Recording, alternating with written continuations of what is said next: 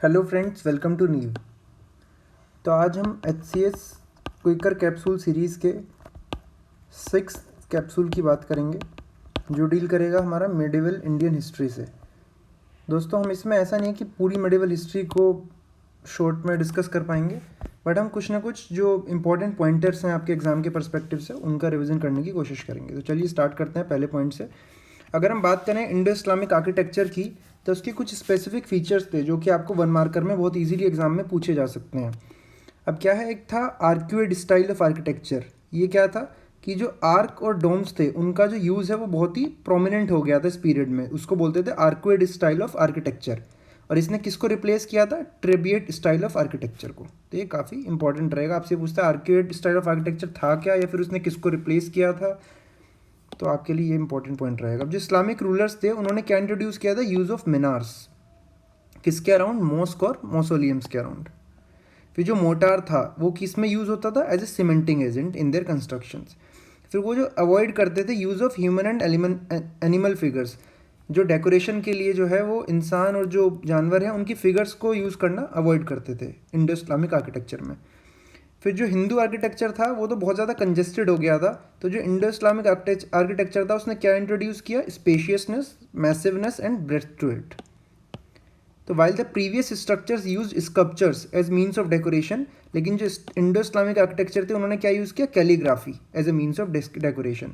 अब आपसे एग्जाम में पूछ सकता है कि जो एरेबेस्क्यू मेथड है उसका मतलब क्या है। तो एरेबेस्क्यू मेथड क्या था? ये डेकोरेशन के लिए यूज़ होता था। एरेबेस्क्यू का मतलब है कि use of geometrical vegetal ornamentation, कि जो जियोमेट्रिकल वेजिटल ऑर्नामेंटेशन थी उसका यूज़ करते थे डेकोरेशन के लिए। और ये किससे कैरेक्टराइज होता था? By continuous stem which split regularly, producing a series of counterpoised leafy secondary stems.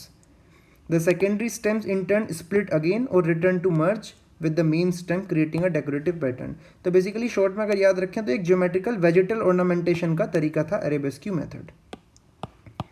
बढ़ते हैं दूसरे पॉइंट की तरफ। एक ट्रीपार्टाइट स्ट्रगल के नाम से आपने सुना होगा, तो ये आपसे पूछ लेता है कि ये जो ट्राइपार्टाइट स्ट्रगल था ये था किस किस के बीच में? ये था हमारा पालाज, प्राथिहाराज और राष्ट्रकूताज के बीच में।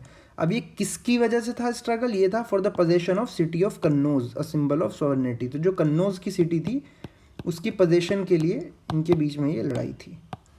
अब आप मेरे को कमेंट बॉक्स में बताएंगे कि जो ये स्ट्रगल थी इसमें अल्टीमेटली विनर कौन रहा था। थर्ड पॉइंट की अगर बात करें तो अगर पाला डायनेस्टी की बात करें तो उसका कैपिटल क्या था? मुंगेर, या फिर आप कह सकते हैं मुड्डागिरी। उसके फाउंडर कौन थे? गोपाला। बहुत इंपॉर्टेंट है।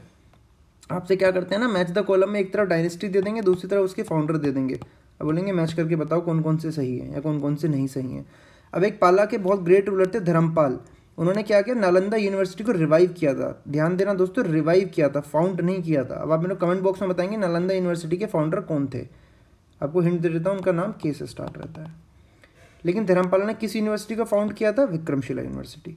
अब अगर बात करें प्रातिहाराज की तो उसका कैपिटल क्या था? अवंती कन्नौज। उसके फाउंडर कौन थे? हरिचंद्रा। ध्यान रखना दोस्तों। और एक भोजा जिसको मिहिर भोज भी बोलते थे, ये एक बहुत ग्रेट रूलर थे प्रातिहाराज के। इन्होंने क्या अडॉप्ट किया था टाइटल? आदि वराह। अब अगर बात करें राष्ट्रकूताज की तो इनका कैपिटल क्या था? मान्यखेता। इसके फाउंडर कौन थे? दंती दुर्गा। और गोविंदा थ्री और अमोघ वर्षा जो है ये ग्रेटेस्ट राष्ट्रकूताज रूलर्स थे। अमोघ वर्षा ने एक बुक लिखी थी कविराज मार्ग। फोर्थ पॉइंट, जयदेव जिन्होंने गीता गोविंद लिखी थी, ये ग्रेट कोर्ट पोइट थे। किसके? लक्ष्मण सेन के। अब लक्ष्मण सेन कौन थे? सेना डायनेस्टी के एक बड़े रूलर थे। अब अगर दिल्ली सल्तनत की कुछ एडमिनिस्ट्रेटिव यूनिट्स की बात करें तो एक यूनिट, ये यूपीएससी ने भी 1-2 साल पहले सवाल पूछा था, इनको क्रोनोलॉजी में सेट कराया था कि स्मॉलेस्ट टू लार्जेस्ट बताइए। तब इक्ता एक सिस्टम था जिसको, इक्ता को क्या बोलते थे? प्रोविंस। इसके हेड कौन थे? मुक्ति और वाली। एक था शिक, इसको क्या बोलते थे? डिस्ट्रिक्ट, उसके थे सिकदार। परगना को बोलते थे तालुका। चौधरी एंड अमिल उसके हेड थे। और ग्राम को बोलते थे विलेज, उसका हेड कौन थे? मुकद्दम खुड। तो ये इक्ता, शिक, परगना, ग्राम। अब अगर कुछ बुक्स की बात करें उनके ऑथर की, जो कि बहुत फेवरेट सवाल रहा है अक्सर पीसीएस का, कि आपको कोई भी मेडिवल इंडिया से या एंशियंट इंडिया से एक बुक देके आपको पूछ लेते हैं बताइए इसका ऑथर कौन है, तो ABCD में आपको 4 ऑप्शन दे देंगे, या फिर 4 बुक्स एक तरफ देके दूसरी तरफ 4 ऑथर दे देंगे। और जो यूपीएससी का नया पैटर्न इंट्रोड्यूस हुआ है जिसकी बताइए कितने पेयर मैच हैं, ओनली 1, ओनली 2, ये सवाल को और ज़्यादा डिफिकल्ट बना देता है। तो अगर बात करें बुक तहकीक हिंद की तो वो लिखी थी अलबिरूनी ने। तबाकत नसीरी, मिनहाजुस सिराज, काफ़ी इंपॉर्टेंट बुक हैं दोनों। लैला मजनू लिखी थी आमिर खुसरो ने। फिर खजान उल फुतू भी लिखी थी आमिर खुसरो ने। आमिर खुसरो के बारे में थोड़ा पढ़ लीजिएगा दोस्तों, उम्मीद है कि इससे एक सवाल बन सकता है आपके पीसीएस में, क्योंकि काफ़ी बड़ी पर्सनैलिटी थे मेडिवल इंडिया की। तुगलुक नामा की बात करें, तुगलुक नामा तो ये भी लिखी थी आमिर खुसरो ने। नूह सिफर ये भी आमिर खुसरो ने लिखी थी। फतवा जहांदारी ये लिखी थी ज़ियाउद्दीन बरानी ने। तारीख़ फ़िरोज़ शाही भी ज़ियाउद्दीन बरानी ने। इसके बाद फतवा फ़िरोज़ शाही फ़िरोज़ शाह ने। किताब फ़ी तहकीक अलबिरूनी ने। कानून मसूदी अलबिरूनी ने। जवाहर फिल जवाहिर अलबिरूनी ने। और कामास किसने लिखी थी? फ़िरोज़ाबादी ने। तो एक बार थोड़ा आइडिया ले लीजिए, इसको इन्हीं बुक्स को अगर आप 4 से 6 बार रिवाइज़ करते हैं तो आप देखेंगे खुद ही आपको वहाँ पे एलिमिनेशन में आसानी रहेगी। Moving to point number 7, Vijayanagar kingdom जो थे और उनकी जो सिटीज़ थी वो किसने फाउंड की थी? अभी रिसेंट में बीपीएससी प्रीलिम्स में यही सवाल पूछा गया था आपसे, 2022 वाला प्रीलिम्स जो कि कैंसिल हो गया है, कि विजयनगर किंगडम के फाउंडर कौन थे? उनका इसका आंसर है हरिहरायण बुक्का। ये कहाँ के फ्यूडेटरीज थे? काकातियाज के। विजयनगर किंगडम जो है उसको हम फर्दर 4 डायनेस्टीज़ में डिवाइड कर सकते हैं, संगमा, सालुवा, तुलुवा और अरावीडू। अब आप कमेंट बॉक्स में मेरे को बताएंगे जो कृष्णदेव राय थे वो किस डायनेस्टी से बिलोंग करते थे। अब ये चारों डायनेस्टी मैंने आपसे बताई है, इन चारों डायनेस्टी का आप थोड़ा ये देख लेंगे इनका टाइम पीरियड क्या रहा था, उनके फाउंडर कौन थे। संगमा के फाउंडर थे हरिहरन बुक्का, सालुवा के थे सालुवा नरसिम्हा, तुलुवा के थे वीर नरसिम्हा और अरावीडू के थे तिरुमला। ये सब मैच द कॉलम्स के लिए काफ़ी इंपॉर्टेंट रहेंगे। अब आप देखेंगे कुछ फिलोसफी थी और उनके फाउंडर्स थे। जैसे इसी बार 2022 में यूपीएससी ने एक सवाल पूछा है फिलोसफी के ऊपर ही, कि एक फिलोसफर का नाम देके 4 ऑप्शन से पूछ लिया कि बताओ इसमें से उनकी कौन सी फिलोसफी थी। अक्सर ये सवाल पीसीएस और यूपीएससी में भी आता रहा है। तो अगर बात करें विशिष्ट द्वैता की, तो इसके फाउंडर थे रामानुजाचार्य। द्वैता के फाउंडर थे निम्बार्क। द्वैता के फाउंडर थे माधवाचार्य।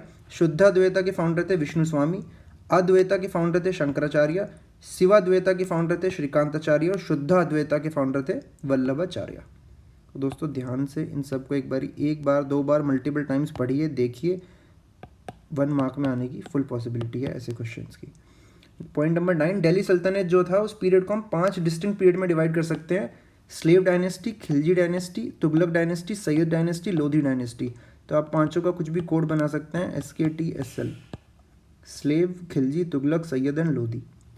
इनका टाइम पीरियड देख सकते हैं। इन पांचों डायनेस्टी के जो टॉप लीडर्स थे उनके बारे में पढ़ सकते हैं। इन पांचों के एडमिनिस्ट्रेशन के बारे में पढ़ सकते हैं, किसमें क्या नई चीज़ इंट्रोड्यूस हुई, कौन से कोइंस इंट्रोड्यूस हुए, क्या उनके एडमिनिस्ट्रेशन का नया पार्ट था, कौन सा नया उन्होंने आर्मी को लेके, एडमिनिस्ट्रेशन को लेके, अपने प्रजा को लेके क्या नया स्टार्ट किया था, उन सब रूलर्स के बारे में थोड़ा सा बेसिक डिटेल भी अगर आप ले लेंगे, जिसका थोड़ा ब्रीफ में डिस्कशन मैंने नीचे किया है, तो आपको एग्जाम में काफ़ी आसानी रहेगी।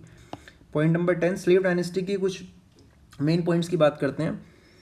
स्लेव डायनेस्टी को फाउंड किसने किया था? कुतुबुद्दीन ऐबक ने 1206 में। इनको टाइटल मिला था लाख बख्श का, इनकी जेनरसिटी की वजह से। इन्होंने 2 मॉस्क कंस्ट्रक्ट की थी, एक तो कुव्वत उल इस्लाम और अढ़ाई दिन का झोपड़ा। फिर जो शमशुद्दीन इल्तुतमिश थे, इल्तुतमिश जो है इनको रियल फाउंडर कहा जाता है स्लेव डायनेस्टी का। इन्होंने जो है दिल्ली को कैपिटल बनाया था लाहौर की जगह। काफ़ी इंपॉर्टेंट है, आपसे यही सवाल पूछा जा सकता है कि who among the following made Delhi the capital in place of Lahore of Delhi सल्तनत? It was Iltutmish. इल्तुतमिश ने फिर 2 कॉइन इंट्रोड्यूस किए थे, silver coin tanker, copper coin जीतल।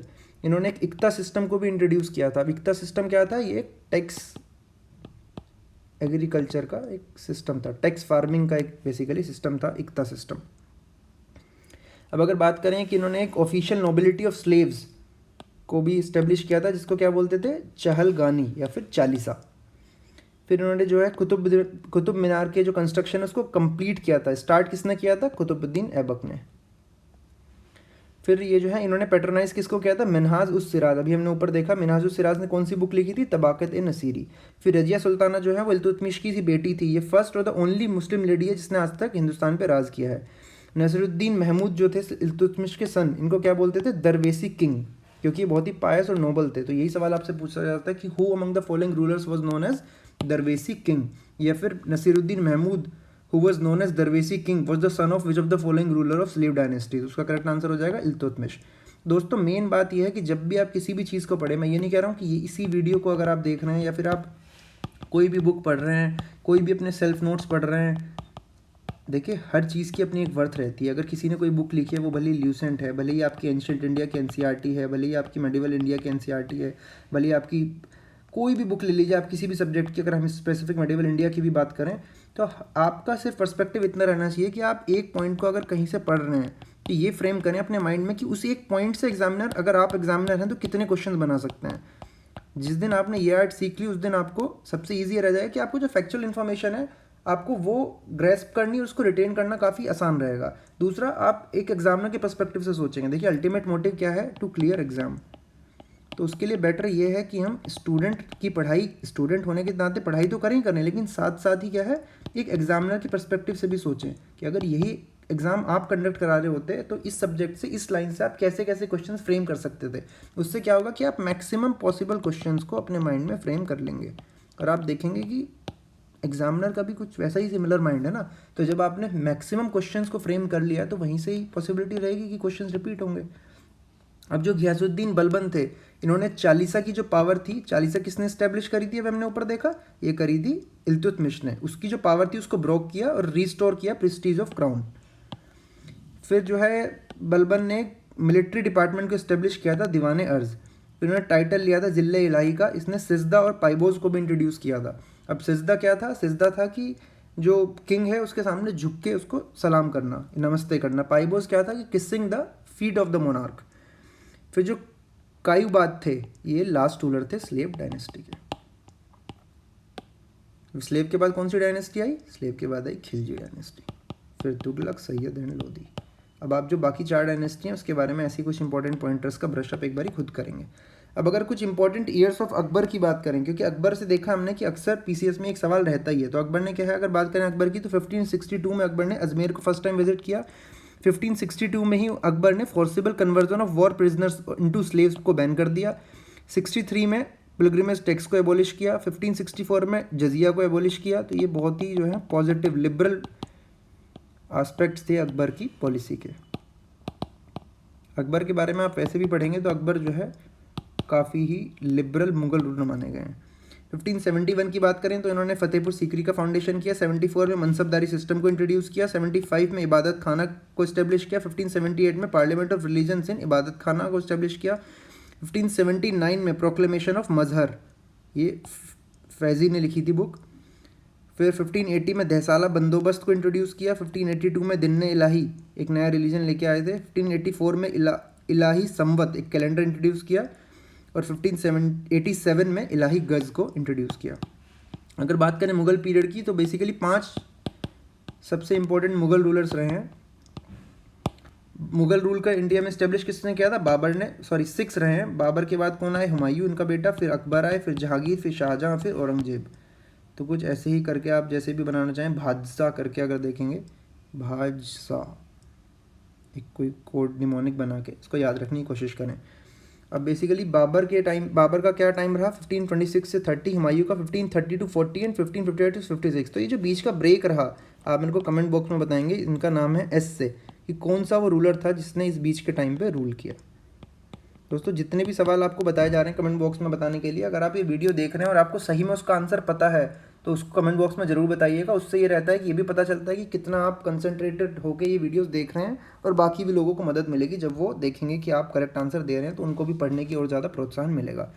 हुमायूं के बाद अकबर आए, फिर जहांगीर, फिर शाहजहां, फिर औरंगजेब। अब औरंगजेब का एक टाइटल था, उनको क्या निकनेम था, अभी हम नीचे इसी वीडियो में डिस्कस करेंगे। उसको ए से था।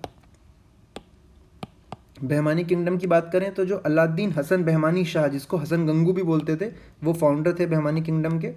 उनका कैपिटल कहाँ पे था, गुलबर्ग। अहमद शाह वाली ने जो ट्रांसफ़र किया था कैपिटल को, वो गुलबर्ग से कहाँ किया था, बिदर में। अब अगर बहमानी किंगडम के 5 सब किंगडम्स की बात करें तो बेरार, बीजापुर, अहमदनगर, गोलकोंडा और बिदर। अब ये कब फाउंड हुए, ये आप ईयर देख लीजिए, और इनके फाउंडर कौन थे इसको भी एक बार यहाँ से देख लीजिएगा। बेरर का फाउंडर थे फताउल्ला इमद शाह, बीजापुर के थे यूसुफ आदिल शाह, अहमदनगर के थे मलिक अहमद, गोलकोंडा के गुली कुतुब शाह, और बिदर के आमिर अली बेड। अगर बात करें कुछ मुगल रूलर्स ने कुछ टाइटल्स दिए थे लोगों को, तो वो क्या टाइटल थे और किसको दिया था, किसने दिया था, किस फील्ड में दिया था। तो एक टाइटल था जगत गुरु का, ये बहुत इंपॉर्टेंट सवाल रहता है दोस्तों 1 नंबर में पूछने में, ये किसने किसको क्या टाइटल दिया। अब एक टाइटल था जगत गुरु का, ये दिया था हरविजय सूरी जी को, जैन रिलीजन से थे ये, किसने दिया था, अकबर ने। फिर अकबर ने ही एक टाइटल दिया था जरी कलाम मोहम्मद हुसैन को। अकबर ने एक टाइटल दिया था सिरिन कलाम अब्दुल सम्माद को। अकबर ने एक टाइटल दिया था राज कवि फैज़ी को। अब्दुल सम्माद जो है पेंटर थे। अकबर ने टाइटल दिया था कवि प्रिया, किसको? बीरबल को, काफ़ी इंपॉर्टेंट है।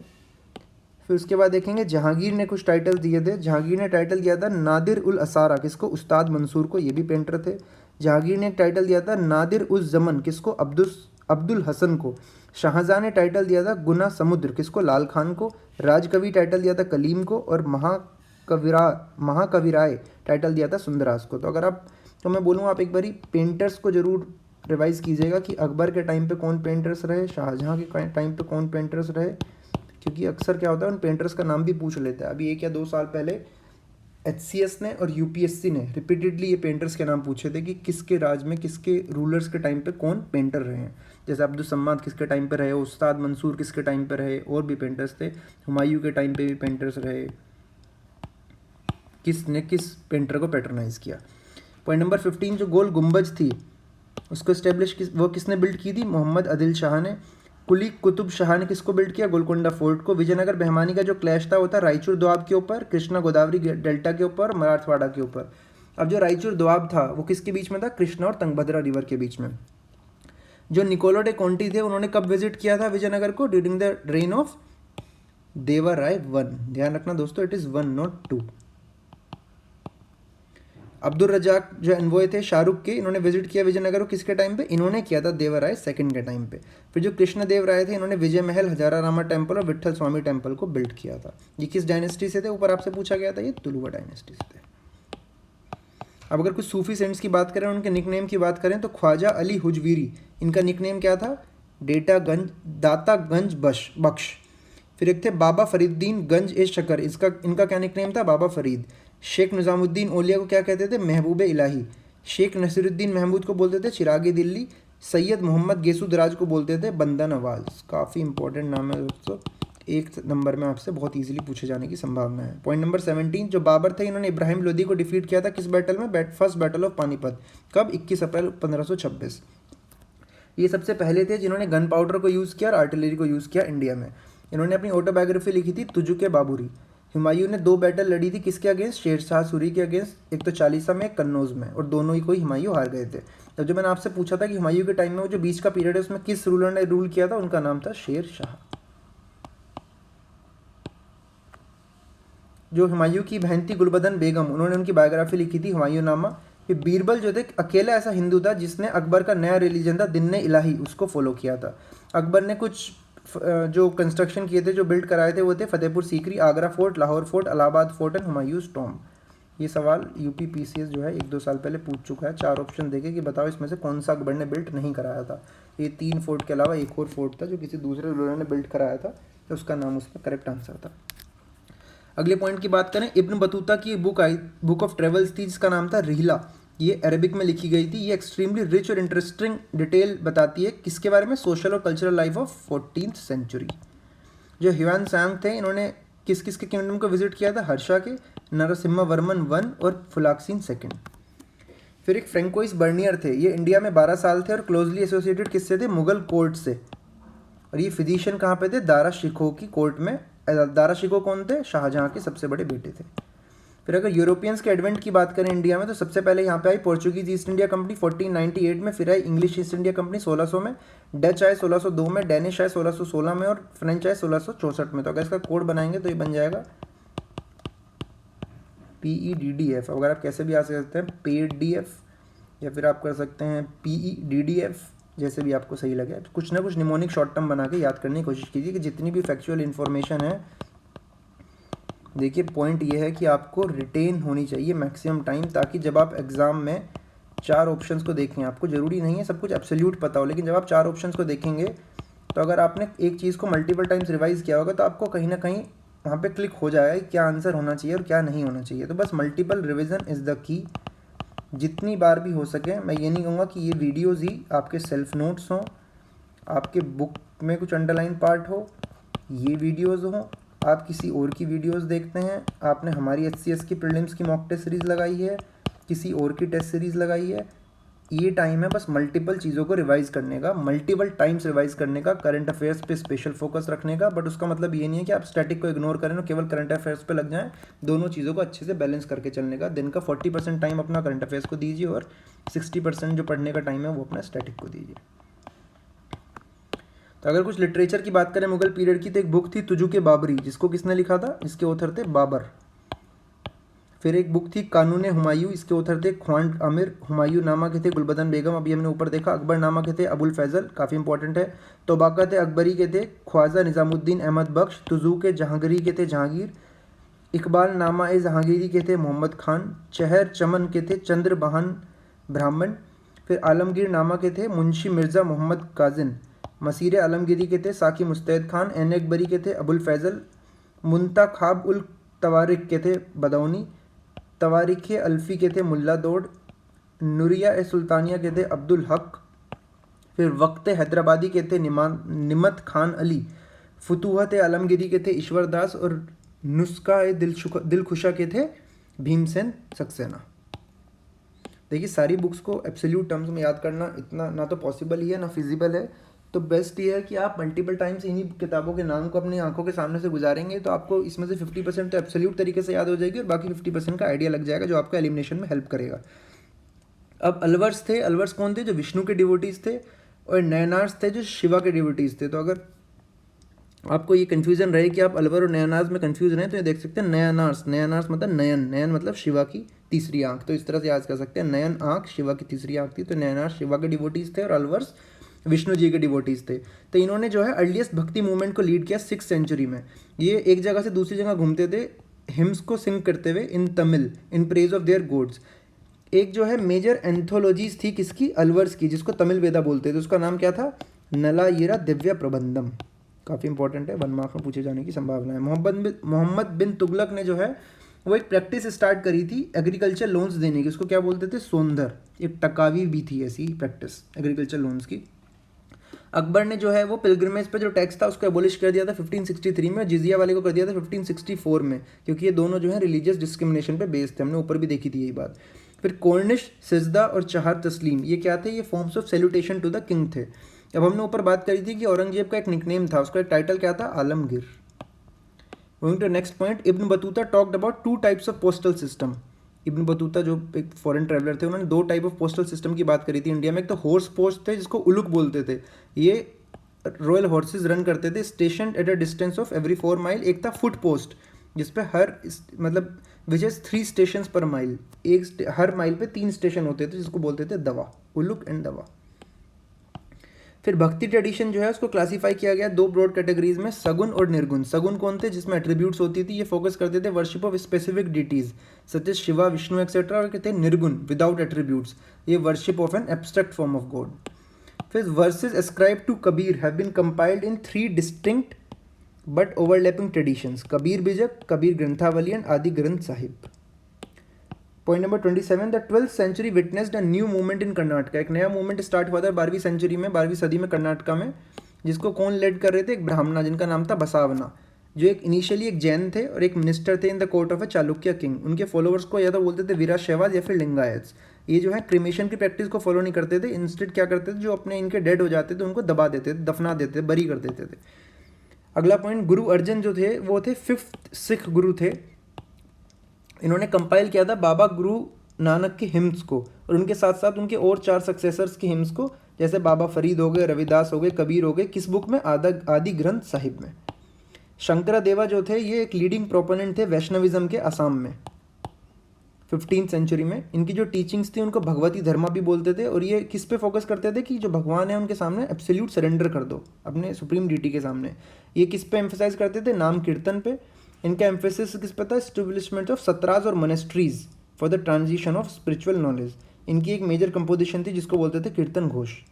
अब दोस्तों आज के लास्ट पॉइंट की अगर बात करें तो एक टर्म यूज़ होती है मेडिवल इंडिया में, कुटीराई चेट्टीज़। ये किसके लिए यूज़ होती है, for the local communities of horse merchants. फिर अगर अवादानास की बात करें, अवादानास क्या थी, past life stories of Bodhisattvas. फिर मानुषी बुद्धा किसे कहते हैं, पास्ट बुद्धास को। नस्तालिक क्या थी, एक स्टाइल था हैंड राइटिंग का। तो दोस्तों इसी तरह से हमने क्या है आज 30 मेजर पॉइंट्स की हेल्प से ऑलमोस्ट हमने 100+ फैक्चुअल इन्फॉर्मेशन जो है मेडिवल इंडिया की, जो हमारे एग्जाम पर्सपेक्टिव से सबसे ज़्यादा रेलेवेंट है, उसको कवर किया। बाकी दोस्तों इसी वीडियो की PDF आपको हमारे टेलीग्राम चैनल नीव_सिविल से मिल जाएगी, नीव_सिविल्स। इसी टेलीग्राम चैनल से बाकी हमारे जो कोर्सेज़ हैं UP PCS के लिए, UPSC के लिए, BPSC के लिए और HCS के लिए। HCS में जैसे हरियाणा की एक प्रीलिम्स मॉक टेस्ट सीरीज़ भी है, उसके फ्री डिस्कशंस भी हैं। तो इस सब की इन्फॉर्मेशन भी आपको यहीं से मिल जाएगी।